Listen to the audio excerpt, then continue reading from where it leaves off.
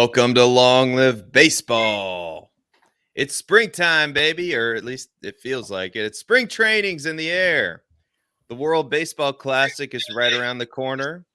Mason Wynn and Jordan Walker have both hit home runs in their first week of spring training.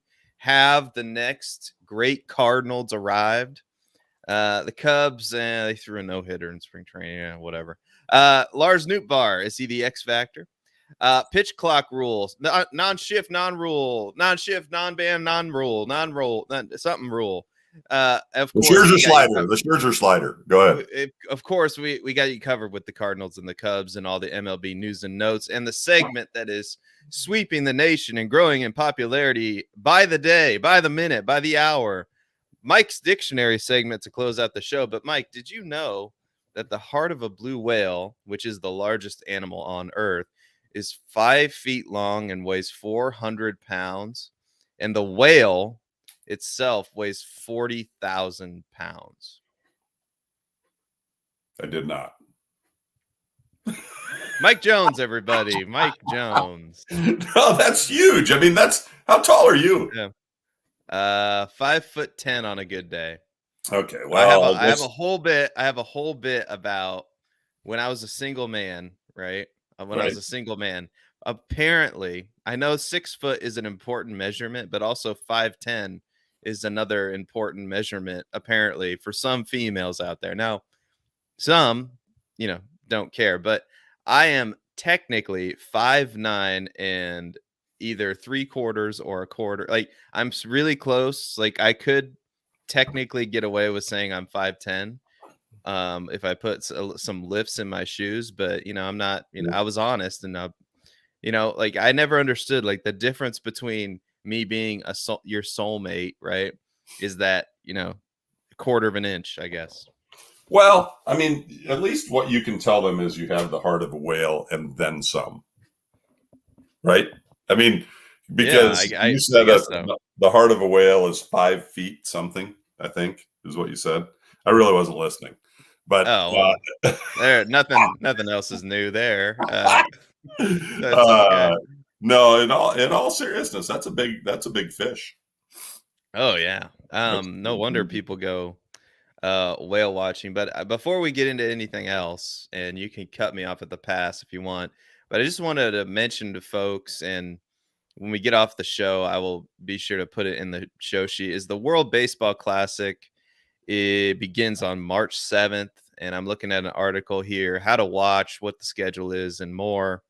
And so I encourage anybody out there to try to catch some of this World Baseball Classic. I think the Cardinals have, I saw a thing, the Cardinals and the Cubs have some of the, like, they're two of the teams with the most players in the World Baseball Classic. I think the Cardinals have 19 players and the Cubs have 17, I believe. Yeah. Which is crazy to me. And like I said, it starts on March 7th with the Cuba and the Netherlands on March 7th. And the United States, when does the United States Open play? It looks like the United States, where the heck are they? They didn't get eliminated already. No, they may not be able to field a team because, Americans aren't playing baseball anymore. Oh Lord, come on now! I'm just being. They're in Pool C. Oh, Pool C starts on March 11th, so they don't. That's why I'm not seeing the immediate. So the United States begins on March 11th. So now here's a question for you though. Do you think why I'm heading down to spring training?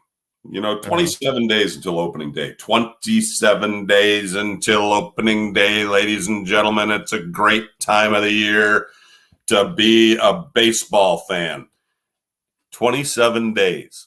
And so we've got, spring training going on, and I'm going to go down there and I'm not going to see anybody. Well, come on now. You'll see. Mozeliak, anyway, John Mozeliak had a perfect rebuttal to what you just said. All right, Go for it. You're going to see a lot of the younger players, a lot of your prospects that you keep talking about, right? That's exciting. Yeah. No, that is exciting. That is very exciting, and so we will get to see them. I just you know, some of the superstars won't be there. My thing is the timing of it all. Like, I don't know. I remember back in the day, you know, in the way back, in the you know, there was long this ago in a galaxy far, far away. And I know this is going to be mind-boggling to some of our younger listeners. It seriously is. But when the United States would play the world in the Olympics in basketball, the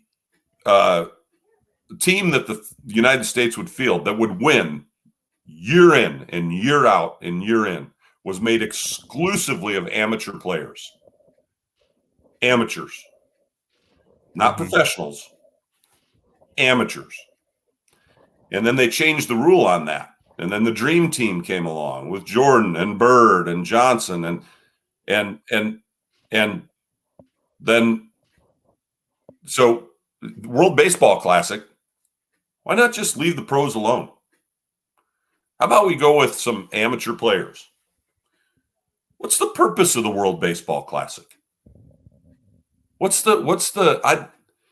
Major League Baseball is the preeminent baseball league in the world. To have a World Baseball Classic to me is just I'll watch it. I like baseball. I'm okay. I'll kind of, well, what's going on? Is the United States doing well? Are we competing? You know, da da da da da. Who are some of the up and comers? I think it should be the rookies and the people who aren't professionals yet, the amateurs, excuse me, not the rookies, the amateurs and people who have not become professionals yet, who are playing in that classic. Give them the opportunity to travel the world. Give them, I don't even know, where are they playing it? Are they playing it in one location? Phoenix, Arizona, the United States. Wait a minute. So I'm going to Phoenix for spring training in about a week. And the World Baseball Classic is going to be there at the same time that spring training is going to be there. Yeah. How many fields do they have in Phoenix, Arizona? I mean, I know the Cubs complex alone has like 23. I mean, it's crazy. But where are they playing this? Is it at Arizona State University? Is it at any idea? I don't know. I'm assuming like some kind of professional field near there. I would assume that maybe they would use some of the spring training fields around. I don't know, but so are teams from all around the world descending on Phoenix, Arizona to play in this thing? What I agree with Meet the Mets fan here. Meet the Mets fan is in the chat. I agree with this. Okay. Yeah, there's no superstars on the Cubs anymore. Yeah. Well, whoa, Mr. Meet.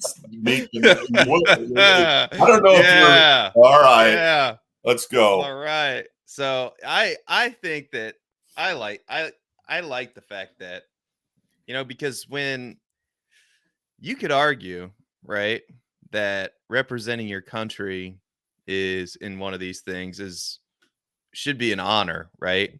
And if we're sending, I don't know, Pete Crow Armstrong, or, you know, nothing against Pete Crow Armstrong, but now I am gonna be tuned in to watch this because Nolan Arenado is gonna be playing for the United States team. I think that's really cool. Okay. I don't know. Like I know like the timing of it. I like where I might agree with you is like the timing of it, really. Like we have fans like yourself that come to see Ian Happ or see, I don't know if Ian Happ's playing in the thing, but they come to see some of the bigger stars get some at bats. Me personally, if I were going to spring training, I would want to see Jordan Walker, Alec Burleson, Mason Wynn. Oh my God, we'll talk about him later. But I agree with this. It's like you're representing your country. You want to win. Although, you know, Lars Nootbaar is playing for Japan. I don't know if you knew that or not, but I thought that was interesting. I had no idea he was of Japanese descent. I don't know. But anyway, I thought he came from a candy bar. I thought he's going to have his own candy bar soon. Oh, The new, if I mean, if Lars Nootbaar would have played in the 1920s, he'd man. been the richest man in the planet. Yeah, No he would question. have. No Yeah. question.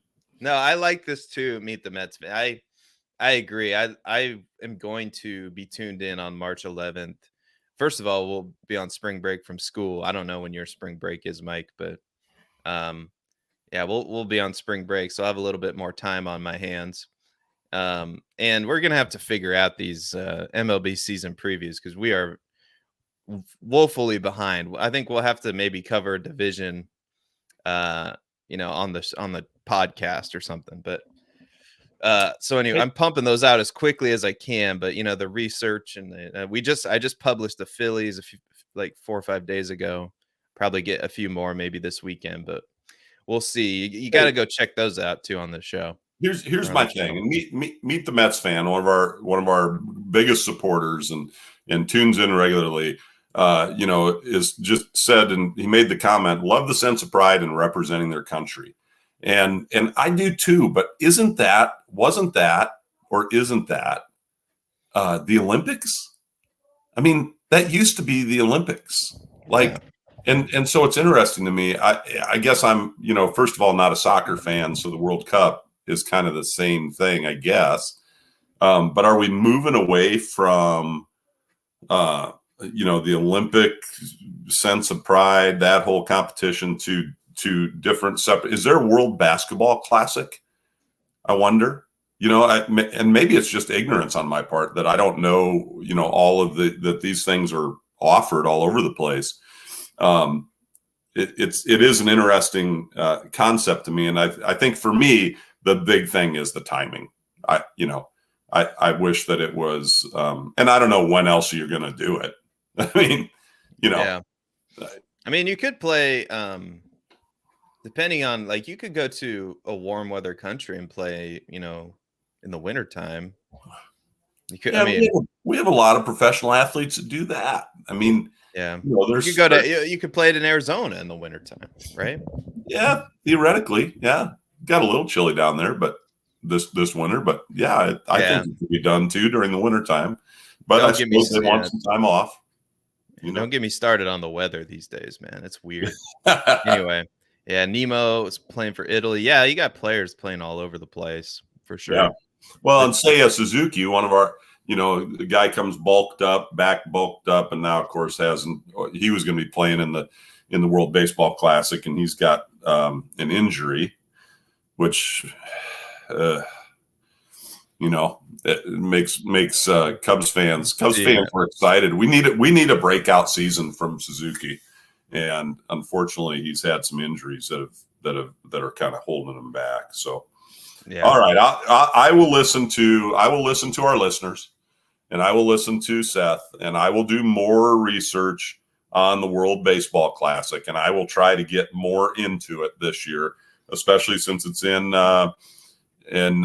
Arizona and Phoenix, and I'll be there, and I'm going to go, and maybe I'll get a ticket to the World Baseball Classic game, because I would love nothing more. Now that I'm listening to you guys, Seth always accuses me of not being a listener, and I tell him that I don't listen, so that makes sense. But I will listen to you guys, and I may even don a USA shirt and see if I can't get a ticket to the World Baseball Classic rather than a meaningless. Let's mark this moment in time, and we'll clip it. Consider me converted. We'll save it forever. This is the first time ever that I've made a point, and Mike Jones has not only agreed with me, but considered changing his mind. That's not entirely true. Moments ago. Now we're back. Just moments ago, I said to you, it's over. It's over. You can tell people that you have the heart of a whale and then some. I mean, come on. I'm not totally opposed to your viewpoints.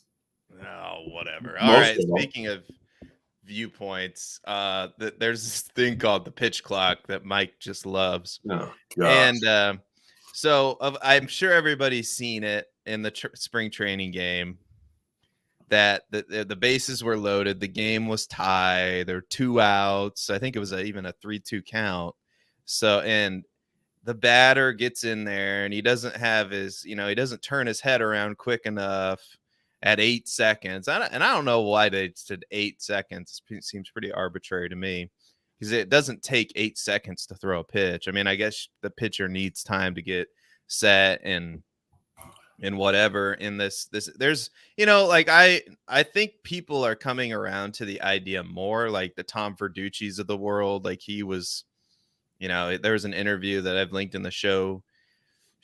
And the question that was posed to him, it seems like pitch timer violations happen a lot. How much are these violations going to disrupt the game? And his answer was, relax, you are hyper aware of such calls right now because they are novel. And you're looking at a transitional phrase, a dress rehearsal, if you will. As players adjust, the adjustment will be quicker than you think. And, he goes on and on to explain why he feels that way. But I have a feeling Mike Jones doesn't feel the same way about the pitch clock. You used the word quicker. I could care less.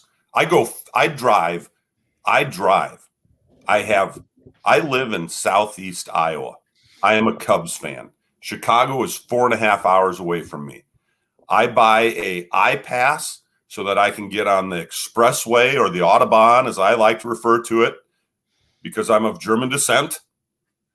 And I get on there and I haul my butt into Chicago 10 times a year, at least. This year, I've got tickets to 20 games. No way am I going to make it to all 20 of those games. My partners go. We're season ticket holders. They go to the games. They're all from Iowa. I do not want to drive 10 hours and have the amount of time that I'm at the ballpark diminished in any way, shape, or form. Give me a baseball game. That's why I love baseball. If I take the train from Galesburg to Chicago to Union Station and I jump on the L and I go up to Wrigleyville and I walk my butt over to Wrigley Field for a 1:20 start on a Saturday or a Sunday, it used to be that I might be pushing it potentially to get back to Union Station to get on the train to get home that night, right? It used to be that way. Now, with this pitch clock thing, I won't maybe have to worry about missing the train. But if a game were to go into extra innings, I'd miss the train. I'd be calling up a buddy. I'd be like, hey, I got a little problem here. I'm stranded in Chicago because the game went into extra innings and they set a record, and I'm good with that. We don't need to speed this thing up. It's beautiful the way it is. And I know I'm old and all crotchety and all that stuff. And, apparently but doggone it. Why we don't need to speed it up. And that thing that happened, this 8 second, then let's talk about the Scherzer thing now, because that would make sense, right? So Scherzer's messing with it. Like this guy, I didn't realize, Max Scherzer can kind of seem like a guy that's out there, just I'm a big guru. What are you talking about? He's out there like, he seems like this massive man that's like, and he puts and I love Max. I don't mean any disrespect by that. Oh. He's brilliant. The dude is brilliant. Like, so he's standing on the mound for the entirety of the pitch clock until the 8 second rule, making the batter feel uncomfortable. The batter's got to call a time before 8 seconds. So he calls a time. And now Scherzer comes set before the batter ever gets in the box, because he knows as soon as the batter steps back into the box, he can throw a pitch. And he's figuring it out. It's kind of like the next thing that we're going to talk about. I think the next thing, the non-shift, non-ban rule, non-rule thing, right? I mean, so the only way to really show it is the picture. And I don't know what the team was, but ultimately they have implemented a rule to ban the shift, and the shift is not going to be banned. because teams have figured out a loophole, like Scherzer is doing with the pitch thing. Mm-hmm. This is the beauty of it all, right? For as long as baseball has been around, people have been trying to screw it up. Mainly Rob Manfred, but in general, people have been trying to screw with it. And it's a system. I was told by a wise man one time, you know what happens with systems? System is like a rubber band. You can take the system and try to do this, but eventually it just snaps back, right? So there is hope, I think, meet the Mets fan, that for those of us who are left, that it may revert back to baseball like we know it. There is hope. Yeah, you got some supporters in the chat. Meet the Mets fan and Jordan is in the chat. Yeah, short at 3.5 hours. Short enough. In a way, I love it. So anyway, yeah, no, I was telling you before the show. I mean, this opens a hypothetical world, right? Where I know it's spring training now, and I know Tom Verducci and people like Tom Verducci think, oh, well, don't overreact. Once you get desensitized to the pitch clock, it's not going to be that big of a deal. But this is pretty much the same thing as, well, I think it's even worse than, a holding call with, 30 seconds left, because that's a rule, an established rule of football, right? This is completely new. It's meant to speed up the game, which I can understand. I can understand why you would want to do that. I don't agree with it. I'm on your side. I love baseball. I've never had a problem going to a baseball game and sitting there for 3-4 hours, however long the baseball game lasts, which is why we don't like ghost runners on second base either. But this opens up a world where the most dramatic moment in all of sports, the moment that you dream about when you're a kid playing Little League, you want to get to the big league someday. It's bottom of the ninth, Game 7 of the World Series, 2 outs, 3-2 count. You better make sure you get in there and get your eyes set the right way at 8 seconds. Otherwise, you strike out. We're going to extra innings, boy, with ghost runners on second base. That cannot happen. I'm telling Rob Manfred right now, that cannot happen. No, the last thing I want to see is some umpire determining the outcome of a purely magical moment in baseball that baseball can. The only way it's possible is because of the sport of baseball, and because you've instituted a rule, you've made it possible for this moment to go away, right? And I understand why you're doing it. I just don't agree with the long-term ramifications. So they're going to have to tinker with this, I think. They're going to have to amend it for the playoffs. Even the regular season, though, it puts teams in a weird position. I think players will adjust. So maybe I'm overreacting, but it's possible, Mike. That's a possibility. That's a thing that could happen. It's not, right? It's not just possible. It happened. I know it's just a spring training game. I know. I get that. It happened. I mean, now you've got the kid out in the sandlot, and he's throwing pitches to himself, and there's 2 down. It's the bottom of the ninth, and he throws the pitch up in the air, and he goes, wait, the batter's not in the batter spot. How's that going to work? I mean, come on. You said I understand why they're doing it. I don't understand why they're doing it. It's stupid. If for a reason I think that what they're trying to do, I think their argument is we have to attract more players or more fans. These fans these days don't like a long baseball game. Isn't that their reasoning? Isn't it all about getting butts in the seats and making money? Isn't that the motivation for what they're doing? If that's the motivation, how many butts are they going to get out of the seats? Guys like me, like Meet the Mets fans, like Jordan, like you, How many guys might they potentially tick off enough, and then numbers keep going down? I mean, I just listen. If you like baseball, come out to the ballpark. You know what? You might find some reprieve from the stupidity of the world and the cell phones and the instant gratification that's what baseball is. That's the beauty of it. That's the beauty of it, Rob.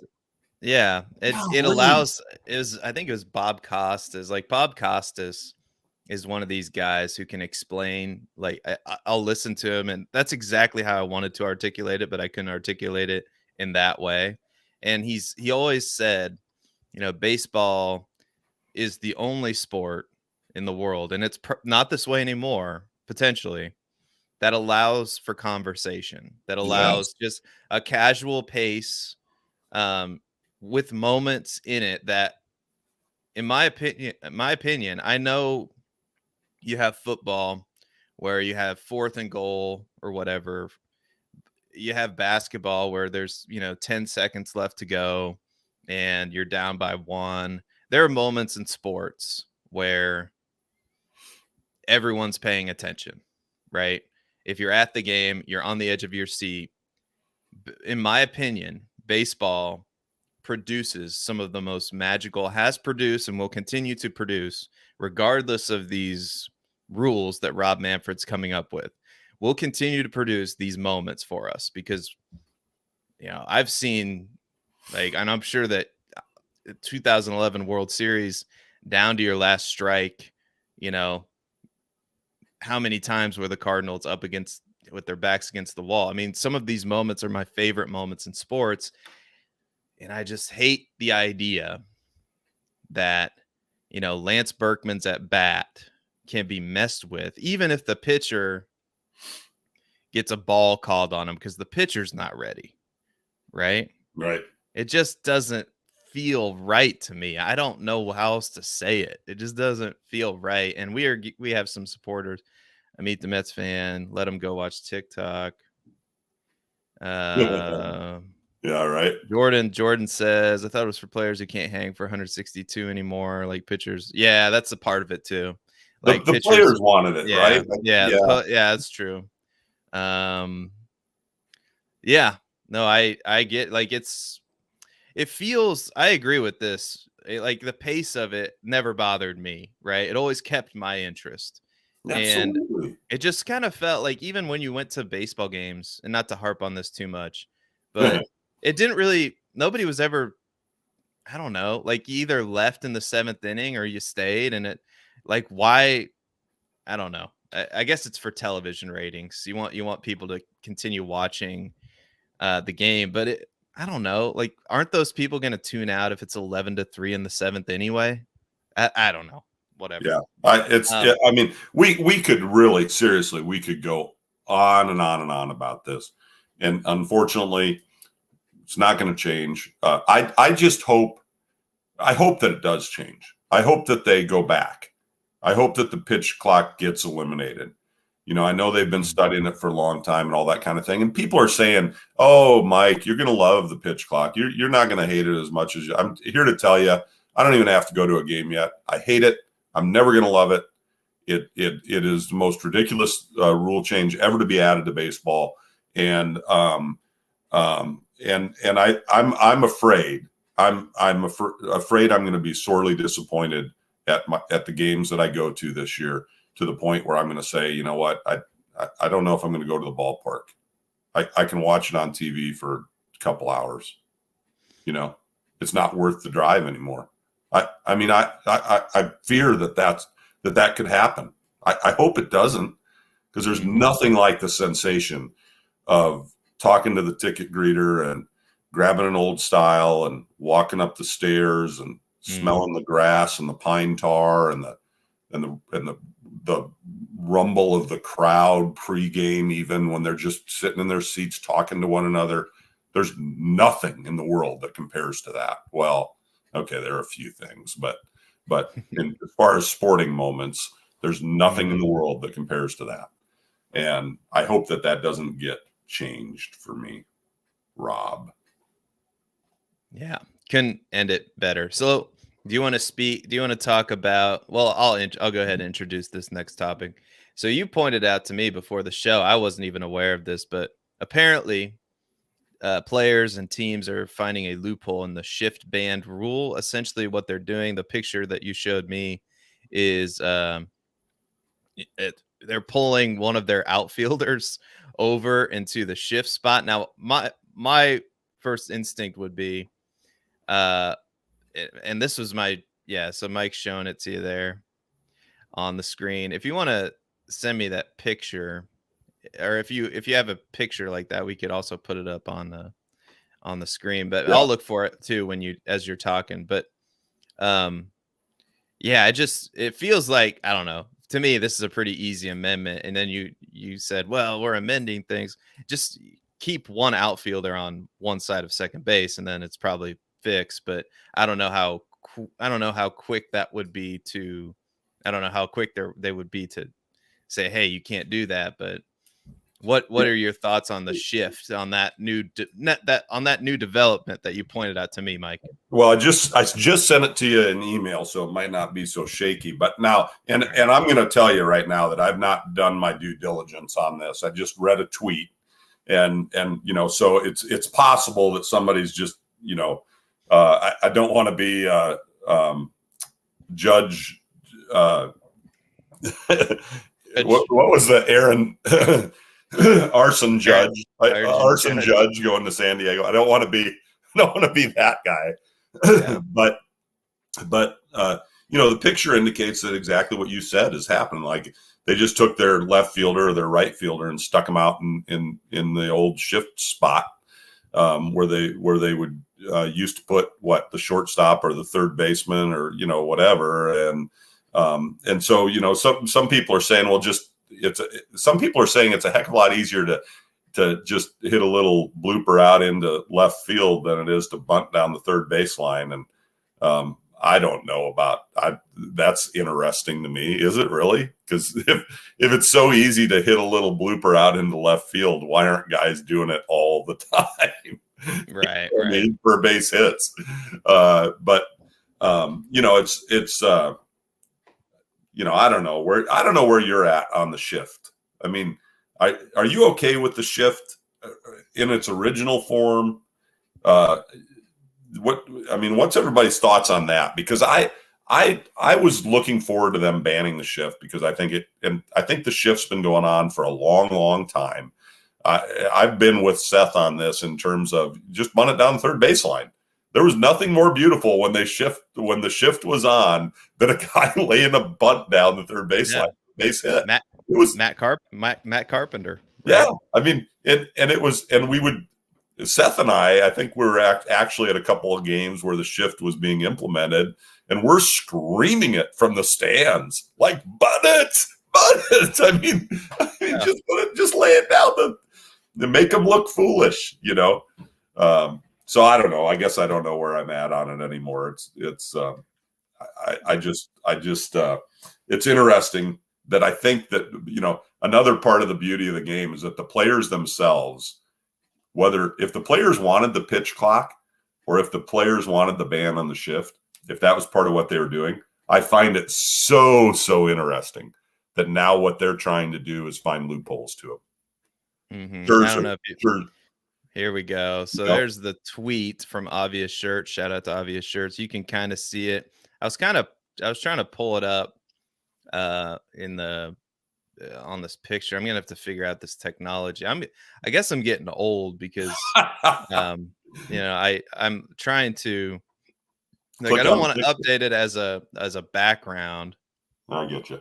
So I could upload it as a background, but like that. But I mean, I think we've described it for the podcast listeners, and oh yeah, I guess you can do it that way if you get rid of the tweet. Yeah, hold on. Yeah, hold on. Let me. I'm officially old, guys. This is fun. Stop sharing. We'll stop sharing, and then shift ban, and then we'll get rid of us. Can we get rid of us? See, this is a problem. We can't now. We can't get rid of us. What's going on? I just got rid of us the other time. I don't know. So whatever. I don't. Yeah, it is what it is. I'll do better next time. Oh, look, the Cubs were getting swept. See, I have all these images like the L hanging That's a the great. L. Oh no, that's not such a great one. The bottom half around it. Okay, All but right. So you asked me how I felt about the shift, and my initial reaction or my initial feeling is it's up to you. If that's what they're going to do, and you as a hitter can't solve that or can't fix it, that's kind of a you problem, right? right, Like I was when they would pull the third baseman over on the other side or the shortstop or however they did it, my initial reaction would be if a Hall of Famer and Meet the Mets fan brought up Tony Gwynn. I mean, I think that's a perfect example. Like Tony Gwynn could hit it to all fields and was a great baseball player. He might not have had the stat cast numbers that we're looking for, right?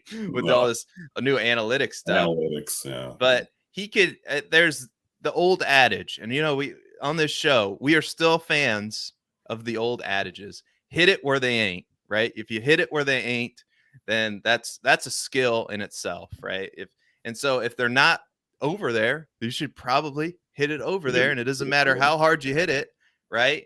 That's the beauty of the game. Is like you can these jam shots and these squibblers. I mean, right in the perfect spot where the shortstop can't get to it. It's base hit. Oh, like it's a beautiful thing. And I guess I don't have a problem with them banning it. I'm just frustrated that players didn't adjust to it. And I don't know. Like I feel, and this is just get off my lawn talk. I think that's why most people tune into this show is to hear us. This is ridiculous. Shake our fist up at the sun. But it's Meet the Mets fan overlay tab. All right, thank you for that. He's teaching me how to produce the show as we're producing the show. it's awesome. Yeah, I appreciate it. So yeah, I'm more disappointed that players didn't adjust to it the way I think they should have, especially like the Matt Carpenters of the world. Because if they're not over there, that's where you have to train yourself to hit the ball. And then guess what? If you hit it over there enough times, they're not going to shift on you anymore, right? So that's how I would teach if that's what they were doing. If I had a son or daughter and we went to a basketball game and they were playing like the box and one because it's like, well, you're going to have, I guess your other teammates are going to have to help you out because they are literally devoting their best defender to you, Mm-hmm. So it's just like, you're going to have to it's just like in life, Mike, you're going to have to figure out sometimes somebody's going to figure out how to stop what you like to do. So it's up to you to figure it out. Are you suggesting that baseball is a metaphor for life? Of course, sports are the huge metaphor for life. Yeah. So anyway, okay, yeah, there it is. Oh my gosh, hold on. You figured it out? Maybe. Thanks to Meet the Mets fan. Yeah. All right. All right, there it is. Woo! See, you can see that now, I'm sure. So they have it all circled. It's a little fuzzy, but you can see where the circles are. That's where the players are. And so now it's up to all they would have to do, in my opinion. I guess they do have. Oh, maybe my solution's dumb. They do have one guy on the other side of second base. Yeah. So throw my. That's not going to work. Then. That's not going to work. Loophole. Wow. How are they going to fix that? Yeah, I mean it's the shift. it's the no shift non-rule. I don't know what else is that. Put it in the baseball dictionary. I mean, what the no shift non-rule? Yeah, I don't know what else we call it. Mike Jones. You're going to have to get on that quick before Paul Dixon takes that from you. Paul can have it. It's okay. Good. I'm as long as he gives you some credit, I guess. I'd be honored to be included. All right. So spring training is here. All right. And now we're segmenting over to the Cardinals and Cubs portion of the show. And oh my God. So all the talk has been about Jordan Walker, right? And Who? Jordan Walker, the number 4 prospect in all of baseball, he hit a home run. I think he's batting like 360 something in spring training so far. Anyway, but and the Cardinals are going to be in this awkward situation if he continues to hit this well, right? Because now you have Tyler O'Neill, Lars Nootbaar, who I think is probably their favorite outfielder now out of all their outfielders. Dylan Carlson, those were supposed to be your 3 guys. But now you've got Jordan Walker, who's going to potentially take up a starting spot in the like everybody I'm listening to, the Bernie Mike Mikolas, the John Denton, like if he gets called up, this kid is starting in right field. And What did you say? What did you say he's batting? 360. I don't know the exact numbers. I know Mason Wynn is 5 for 10 though. How many at bats? How many at bats? Not many. I know. I like this is the first week of spring training. Well, like they played 6 games. Listen, the Cardinals are 4-2. The only reason I'm asking, is because David Bodie has had 11 at bats and he's batting 636. Yeah. Well, so I'm just going off of what we got in front of us right now. I mean, this could all change in a week. I mean, you started talking about statistics and what fabulous numbers they have. So, I mean, if their numbers are I'm just saying they both hit home runs. David Bodie for MVP. That's all I'm saying. Oh, David Bodie. Okay. The numbers don't lie. I mean, the numbers are the numbers. I'm just saying, like, these are the decisions the Cardinals are going to have to make if this continues, right? I'm not saying Jordan Walker for MVP, like someone else. But it sure sounded like it. I mean, I think that you have a little bit of a man crush on Jordan Walker. That's what I think. You are talking about Jordan Walker. Yeah. Like he's second coming. It's something else. Everybody, I mean, he's 20 years old. I mean, he runs really well for a guy who's about 6'6", 240, 250 maybe. Yeah. He's big. He's got arm. I mean, in right field. I mean, and you should see some of the throws this Mason Wynn. Anyway, my point is that as Mike Jones takes a shit all over it, is that the Cardinals are going to have these hard decisions to make. It's not necessarily about whether or not they're going to be MVPs or not. They're young, give them time to develop.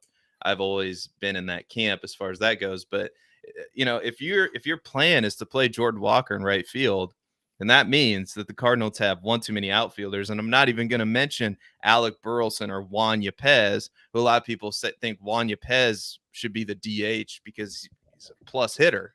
So the Cardinals have all these guys, and there's not going to be enough room for them, is my point. And it's going to be so intriguing to see what they do, because Jordan Walker's home run, the only thing better than Jordan Walker's home run, I don't know, was Mason Wynn's home run that went a longer distance. And Mason Wynn is another guy that he's apparently not going to be ready this season, supposedly, but he's batting well in spring training. He's a plus defender. That's his strength as a player. We all know he has a cannon. He reminds me of Rafael Furcal with his arm strength. I mean, what I'm saying to you is these guys look legit. Like, they look legit right now. And if they're legit right now, that means that one of these outfielders, or maybe two of these outfielders, are going to get traded. And they're going to get traded for a starting pitcher. So everything that I've been saying on this show, I think, is going to come to fruition at some point in the season. The Cardinals, that is the weak spot on the roster. I'd say the starting pitching, and depth in the bullpen are the two spots. They're a great defensive team. They're a great offensive team. These people who think we need a left-handed outfielder bat obviously didn't pay attention to what Lars Nootbaar did last year. And Dylan Carlson was also hurt. So I say all of that to say I'm very excited. I'm more excited this year than I've been probably the past 4 or 5 seasons for Cardinal baseball. Yeah, good. I'm happy for you. All right, talk about David Bodie. Well, David Bodie, I mean, his numbers, so far, he's just come back and he's tearing it up. He's raking in spring training, and I know it's spring training. I mean, Edwin Rios, you're talking about Jordan Walker's home run. Edwin Rios had a moonshot of a home run himself. As one of the power hitters that the Cubs brought in, but the story so far, I mean, I think people have been wondering, like, what is going to happen with David Bodie? He's been with the Cubs for a while, and has kind of lingered around the boat show, as I think it was Jordan said. We've even got phrases for him, and he has just been raking. I mean, he's had a home run, he's had a triple among those numbers as far as his stat line goes. I read a tweet earlier with his slash line, and it's really good. It's an exciting time to be a fan of baseball, because you're seeing some of these guys. Like, listen, when I saw my first pictures of Seiya Suzuki coming back from the winter, it was like, who is that dude? Like, he's obviously been working hard. It's kind of like, for those of you who remember, like, Kyle Schwarber kind of beefed up around the belly one year, and then came back the next year and was just this fit, cut, specimen. And so seeing guys come back from the off season like that just speaks into how much work these guys are putting in to contribute to the team. And Bodie's one of them, obviously. I mean, he is raking, and again, we know it's spring training, but we've got a lot of guys to be excited about too. You mentioned one of them, Pete Crow Armstrong, and Brendan Davis. It's interesting. I haven't seen a lot about him this week, but I know that he was showing some real promise, early in spring training here as well. And so, there's guys to be excited about. Can you imagine, like, being a manager? At this time of year, like, how do you make those selections based on what's happening at spring training? I mean, David Ross had a lot of really cool things to say about Tucker Barnhart, and how Tucker Barnhart I think David Ross, and I don't want to misquote him, but I think what he said was, I've never worked with a player who has hit the ground running like Tucker Barnhart. And so for David Ross to say something like that about a catcher, that is, in that same department that he's in, so to speak, it's just, you read things like that, and yeah, it's exciting. It's exciting to be a Cubs fan right now, because, watching a video of Cody Bellinger hit like he used to hit, and hit them where they ain't, just gives a lot of hope and excitement for camp, I guess, and we're screaming towards opening day. I mean, I can't believe, like, it's March 4th, opening day is what, March 30th, right? Yeah, I think. Mm-hmm. And so, that's not that far away, and it's exciting, and we get to see a little baseball in between. So there you go. You asked me to talk about Bodie, but it's about the excitement of the collective feel of what's going on in camp. I think the players are excited. And of course, and I don't know, this may be on the agenda, so I should probably hold off on this one, but, the Cubs yesterday had the first spring training no-hitter in franchise history. That's a huge thing. 7 different pitchers, one of them being Justin Steele, who had taken some time off due to arm fatigue recently, goes out and pitches 2 hitless innings, and then 6 other pitchers step in, and they combine for a spring training no against the San Diego Padres. And Manny Machado had at least 2 at-bats in that game. Now, looking at the box score, and I'll have to look a little more closely, who knows who else was there, right? But still, for a team that people are going, Yeah, they're pitching. Cubs are going to need some pitching. Okay. All right. Yeah. How many no-nos have you seen thrown in spring training by a pitching staff that's completely underrated? I'm gonna say that again and again. The Cubs are gonna surprise some people. I saw a layover of Hayden Wesneski throwing a pitch, and it was a fastball cutter layover, and the ball was in the exact same trajectory until 10 feet in front of the plate, and then one went fastball and the other one went inside cutter, and it was like, how did he make the baseball do that? you know, so there's things to be excited. There are names that people don't know about if you're not a Cubs fan in our pitching staff that people are going to be excited about. They're going to be surprised by them. Yeah, and meanwhile, it's annual. Let's freak out about Adam Wainwright season as well. He's throwing like 85 in spring training, and to that, I would say, doesn't Adam Wainwright always throw like mid 80s in spring training? Like I don't know. I think it depends on what your expectations are for Adam Wainwright. I think he's going to be an average starting pitcher. Like he'll be just fine, but he'll also have games where he goes 4 innings and gives up 4 or 5 runs. Like he's 40 years old, guys. I mean, and this is the whole meet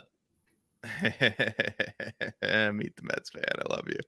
They are who we thought they were. Yes, that's true. That's so true. Thank you. And a really damn good team getting ready to surprise some people. That's who we thought they were. Yeah, and so this is, I mean, the Cardinals, I mean, they have a lot of depth, and I thought it was really interesting. I was reading John Denton's article about what he thinks the Cardinals roster is going to look like, and he had Dakota Hudson in the bullpen. And if Dakota Hudson's in the bullpen, I like, and this is kind of going to our, I guess we are in the Cardinals Cubs section of the show. So, Matthew Liberatore also is thrown in there, and obviously, he projects Wilson Contreras as catcher, Paul Goldschmidt, Nolan Arenado, Brendan Donovan, Tommy Edman, and then he still thinks this was his outfield projection: Tyler O'Neill, Dylan Carlson, Jordan Walker, and Lars Nootbaar as a DH. I thought that was interesting that Lars Nootbaar is not one of the starting outfielders, but I mean, he is DHing. And then your bench is Nolan Gorman, Juan Yepez. You got to have a backup catcher. So Andrew Kisner and Paul DeYoung is still hanging around. And yeah, like I said, Dakota Hudson, Zach Thompson, Andre Palante, all 3 guys who came up as starting pitchers are in your bullpen. I think that gives the Cardinals a sneaky edge as far as, if Adam Wainwright can't go deep into a ball game, there's Dakota Hudson, and that saves your bullpen. I think having guys like that, and I've been saying it for a long time, having spot starters in your bullpen is, I think, the way to go. I think you have to have that because that's going to save your bullpen. We heard this about Goldschmidt last year. You remember that? Like he's getting a little long in the tooth, that Paul Goldschmidt. So, well, hey, but what were we calling them? The St. Louis. Oh, last year? Yeah, with Yachty and Wainwright and yeah. AARP. Yeah. They were just a few years away from drawing benefits from AARP. The Jordan, right? Kodai Senga pitches tomorrow. That is exciting for Mets fans. That was a big signing for them. And he is, and if you saw our Mets breakdown, which I know you did, Meet the Mets fan, he is kind of a pivotal player for them in their rotation. If they can get, like, if he is on the same level, I'm not saying the same level, but if he's around the Justin Verlander, Max Scherzer, I mean, that is the best trio of pitchers in all of baseball. It's probably the best duo of pitchers in all of baseball, or I obviously have to argue that. So anyway, um, yes, So Jordan, Rivals podcast. What is this? Only pitcher like that is Keegan Thompson for the Cubs. Yeah, closers. Yeah, Cardinals have Helsley and basically like 3 starters, potential starters. And Libertor is not on here. I don't know what's going on with that, but I guess Libertor, according to John Denton, is going to start in the minor leagues. So anyway, any other final Cubs news and notes, Mike? Well, I mean, to some of the points that some of our listeners are saying here, Jordan had the point that the Cubs have gotten real good at finding these pitchers kind of out of nowhere. Now, I don't know how to make that go away on the screen, Seth. You just click it again. Just click it again. Yeah. All right. So anyway, to his point, Justin Steele in the no the other day said, it's good to be out early this year. It's good to face Jake Cronenworth, Trent Grisham, and Manny Machado. And so those are some of the guys that the staff faced in this spring training game. And then probably the more important part, and to Jordan's point, is that, okay, Javier Assad followed Steele. And then who are the other pitchers? Brad Boxberger, who we know he's a decent guy. Adbert Alzolay, who was one of our potential starting pitcher, and so he could fill that hole like you're talking about there, a spot starter guy that can fill a hole in the bullpen as well. And then Jeremiah Estrada, Cam Sanders, and Nick Birdie. I'm just going to be completely transparent with you here. 3 of the pitchers that I just talked about that were part of that no-hitter, I've never heard of in my life. Those names, I think we have looked, we've been talking about prospects and who's coming and non-roster invitees and all that kind of stuff in shows previous to this. I don't remember ever mentioning any of those names in any of my previews. So to me, and to Jordan's point, I think the Cubs are getting really good at finding guys like that somehow fill a gap and are able to come out there and do what they do. So that's the the last piece that I've got. And talking about the Cubs a little bit, another interesting thing for us is with the new lineup that we have. Well, Nico Horner is, guess what? Our first round draft pick from 2018. Guess who's in the leadoff spot? Surprise. Nico Horner is kind of, I think 4 games during spring training so far has been in that leadoff spot, which is exciting because Nico Horner is a great contact hitter, and kind of reminds me of the you go, we go Dexter Fowler type thing. Let's get a guy on base and go to work, and so that's exciting. For some reason, my Fangraphs is reloading right now for the lineup. Here we go. Dansby Swanson, Ian Happ, Trey Mancini, Cody Bellinger, Eric Hosmer, and Wisdom, Barnhart, Morel. I like the sound of all of that. Like there's a guy that's obviously missing in Seiya Suzuki. So listen, Horner is one of the most underrated infielders in Major League Baseball. I don't know why it is that people don't look at him among the best. I think maybe it's because he's bounced around from second base to shortstop. So he's not Dansby Swanson, who's a shortstop, right? So he's not going to get listed in the top 4 shortstops in the major leagues because, well, he's kind of a shortstop, but he's also a second baseman. And so I think this year will be a huge year for Nico Horner. I think people are going to really come to find out who we have and who we think we are. The Cubs are who we think we are, right? I am. What? The bowler? Come on. You didn't see the bowler clip? So how is this? I'm looking at, I don't want to open up a whole can of worms here towards the end of the show, but How is this possible? You keep talking about all these guys like, oh, we didn't even know that we had this guy. The Cubs are 11th in payroll right now at $173 million. Yeah, not a bad spot to be among 30 teams. That's good. You know who's way lower than that? Pittsburgh. Yeah, that's right. The Cardinals are sitting at 16th in payroll according to Spot Tracks or Middle of Spot the Tracks. road. However you say that. Literally league average. Like league average is 146 million. Middle of the bell curve, just like the Cubs. How is that possible? Because how is that possible? We've been asking that question for a long time because you are underpaying players. I don't get it. I mean, come on. Nolan Arenado, what? Because they're idiots. How about that? How about because these guys don't know how to make money? I don't know. Because the Cubs are idiots? Is that what you just said? I can't explain it. It's the bizarre to me. It's bizarre how they do this.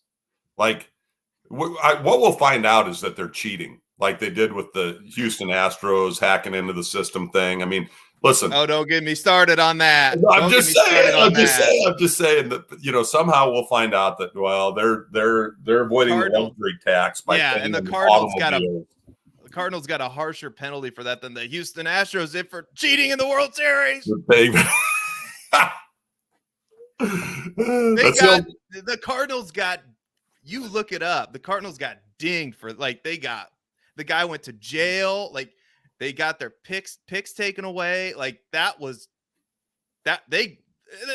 happened to the Astros in the World Series. Yeah. Well, I mean, hey, listen, electronic espionage versus trash can banging, I guess, is the only thing. It must have been a technology. Yeah, I guess they've been cheating for 20 years. Okay. Jesus Christ. All right. So I like it. Let's see here. Yeah. That's true. You guys can go look that up. Do we have a dictionary segment of the show? Do we have a Listen, I have 2 book segments of the show today. I do have a dictionary segment of the show, but you're going to have to sing. Yeah, of course. I'll sing that song. Right. Are you ready? Mm-hmm. What's this guy's name? Paul. It's the Paul Dixon Baseball Dictionary segment of the show where Mike pulls out his dictionary. All right. All right. All right. By the way, if you don't have a Paul Dixon's baseball dictionary, there's a lot of dicks in that. And I'm just saying, it's Paul Dixon baseball dictionary. Anyway, a lot of dicks, but not a lot of there aren't a lot of dicks in this book. All right, unless there's baseball players named Richard. Anyway, hold on, I gotta set up my mic here. Yeah, anyway. Did you say? Well, what page are? Anyway, what I was saying is these books here. I mean, you can't just get these on Amazon. I'm telling you, you got to go to your local bookstore to find these. Okay. If you go to Amazon, you'll find it won't be as good. You got to go to your local bookstore to find a Paul Dixon's baseball dictionary, The Dixon baseball dictionary. That is a lot. Anyway, 3rd edition. If you are in the neighborhood, you should go to Burlington by the Book in Burlington, Iowa, and get yourself. You're going to have to fight Mike Jones to get a copy. Mike Jones is constantly buying these baseball dictionaries. You will literally have to wrestle him to the ground in order to get one. But hey, you could follow along with us once you get a Paul Dixon's The Dixon Baseball Dictionary. And follow along with Mike on a segment that is sweeping the countryside, the nation, and growing. I mean, the Pope called me the other day and he said, "Can I get a Paul Dixon's The Dixon Baseball Dictionary?" And I said, "No." I said, "No. Can you literally wrestle Mike Jones to the ground?" And he said, "I'm going to be busy." And I said, "Well, that's too bad. You don't get one." I told him the same thing when he called me. Yeah. And listen, it's not like we haven't tried to give this thing away either. I mean, we have had shows where we say in the comments, all you have to do. Now, today is probably because we don't have some trivia question to give them, but on the next show, we'll probably have an opportunity for you to get a copy of the Dixon's Paul, the baseball dictionary. So I don't know. We're in the eyes. We're in the eyes. The eyes. The eyes have it. I see inning eater. Yeah, I mean, we're talking about pitching, and it's kind of fun. What's really kind of fun to do is to take this book and just go through and look for like there's a word that I have not like this one. Have you ever heard of infinite regression? No. Infinite regression. Infinite regression. I find this to be really interesting. A situation in a ball game in which managers try to outthink each other. That's not what I thought it would be. One game saw Atlanta Braves manager Bobby Cox standing in his dugout thinking that Philadelphia Phillies manager Jim Fregosi knows that I know that he knows. What we baseball players call an infinite regression. And that was so it's a baseball player term, apparently. Keith Hernandez was quoted in Pure Baseball in 1994 as saying what was said there. And so I love how he says that the two managers were looking at each other thinking that they know that I know that he knows. And that is infinite regression. I love it.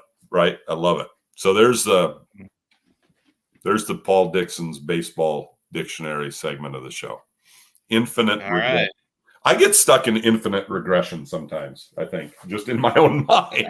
I think all of us get stuck in infinite regression. I think when Cubs fans think about all the success the Cardinals have had, I think they get stuck in infinite regression. It's like, and then they just come to the conclusion, oh, they've just cheated. That's the perfect thing to say whenever you're on the losing side of anything. It's like, wow, they're cheating. I think that he knows that I know what he knows, what I know.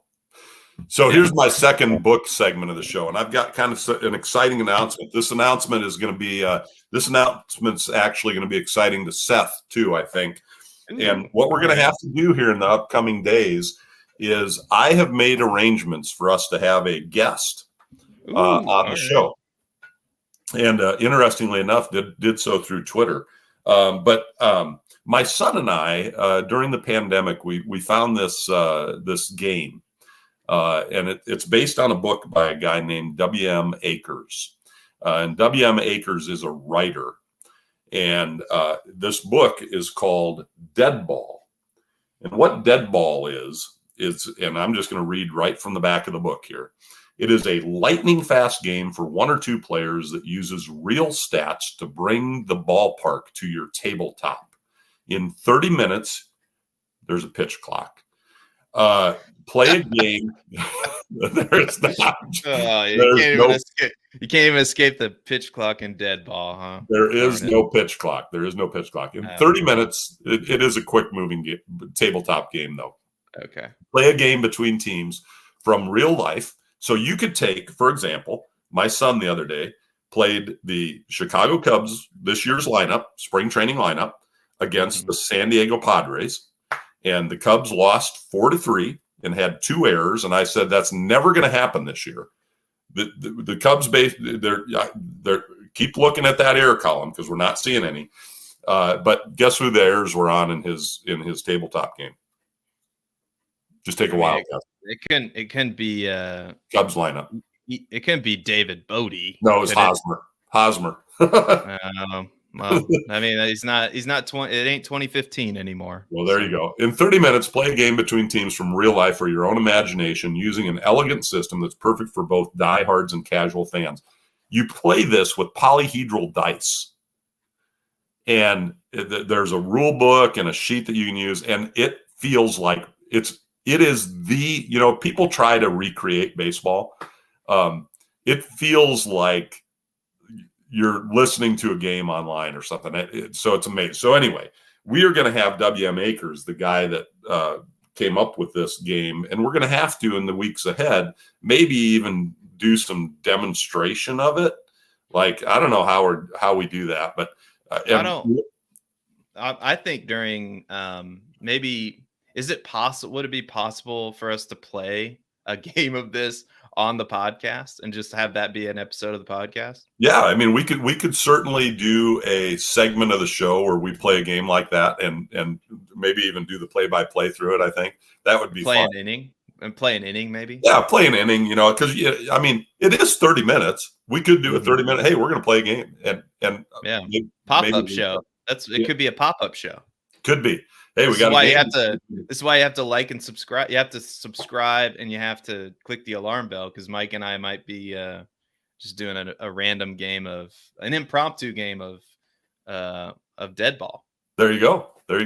And so, and this is, I think this is the second edition. And so, anyway, the announcement is we're going to have W.M. Akers on the show to talk about dead ball.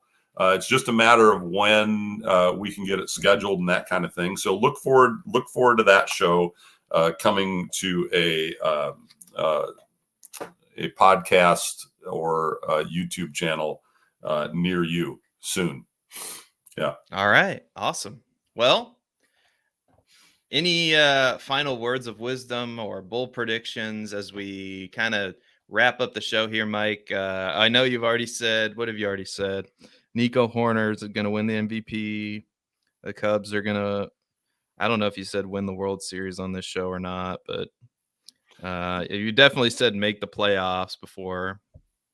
What possible bold prediction could you have that's more bold than those two things?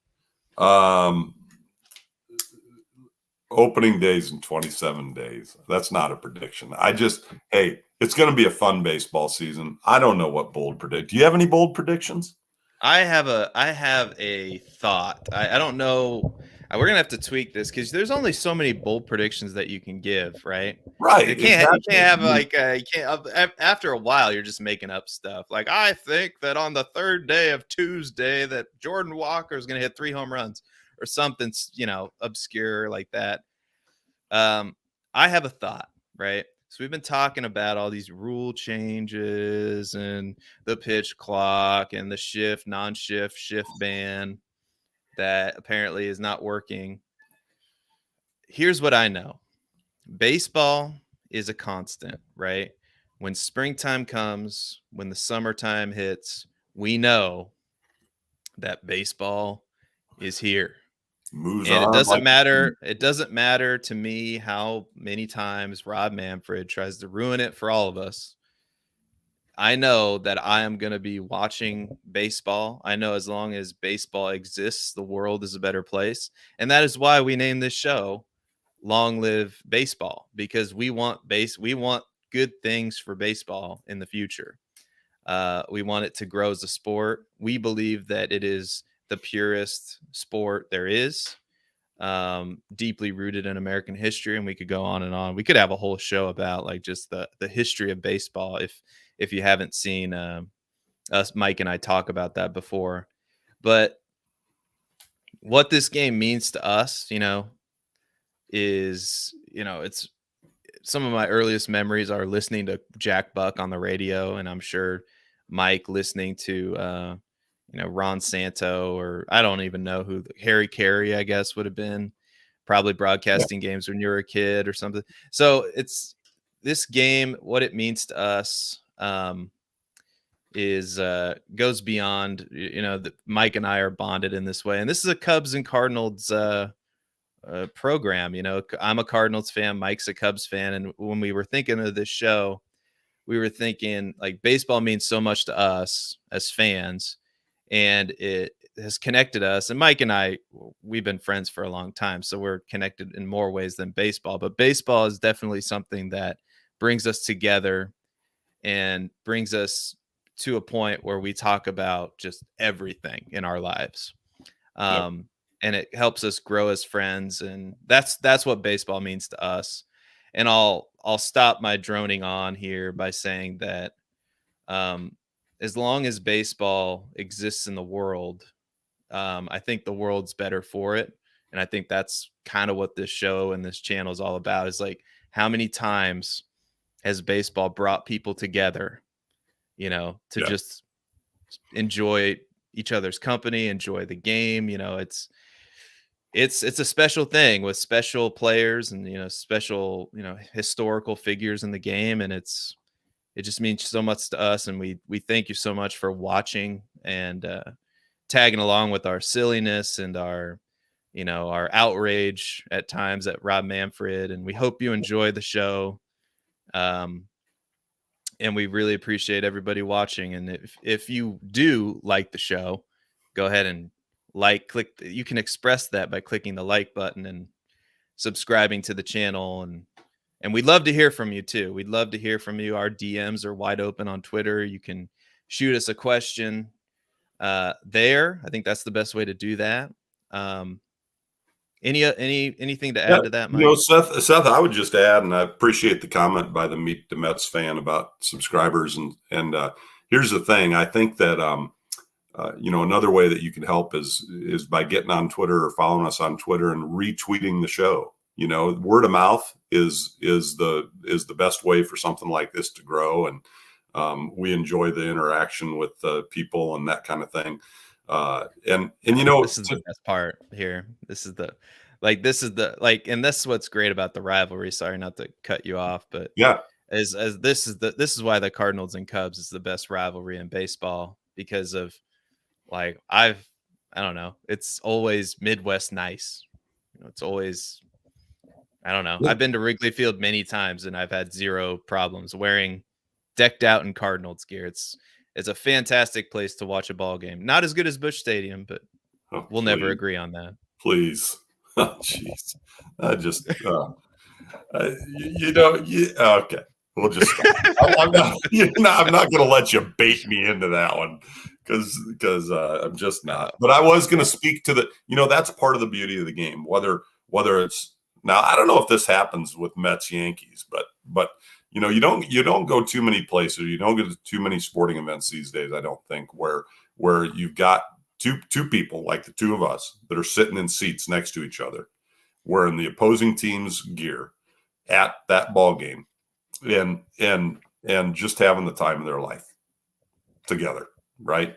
I mean, yeah. together. It is one of the unique things about baseball that I just love, and so yeah, I think you said it very well. All right.